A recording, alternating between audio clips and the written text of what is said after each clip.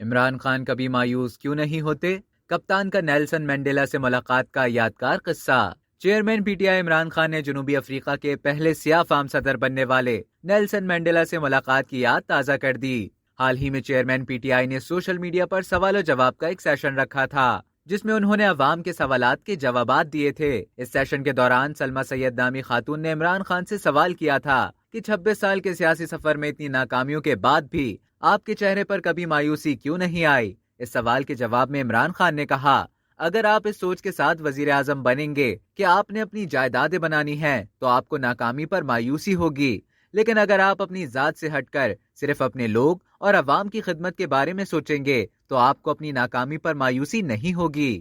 عمران خان نے جنوبی افریقہ کے پہلے سیاہ فام صدر بننے والے نیلسن مینڈیلا سے ملاقات کا یادگار قصہ سناتے ہوئے کہا، ایک بار نیلسن مینڈیلا نے مجھے جنوبی افریقہ مدعو کیا۔ وہاں جا کر میں نے دیکھا کہ ان کا ایوان صدر بے حد خوبصورت اور بڑا تھا۔ انہوں نے کہا کہ نیلسن مینڈیلا نے ایوان صدر میں ہمارے لیے دعوت کا اہتمام کیا تھا، لیکن انہوں نے بتایا کہ وہ اس خوبصورت ایوان صدر میں نہیں بلکہ اپنے فلیٹ میں رہتے ہیں۔ چیئرمین پی ٹی آئی نے کہا کہ نیلسن مینڈیلا نے بتایا کہ وہ نہیں چاہتے اس محل سے ان کا لگاؤ ہو جائے اور جب چھوڑنے کا وقت آئے تو انہیں مشکل ہو۔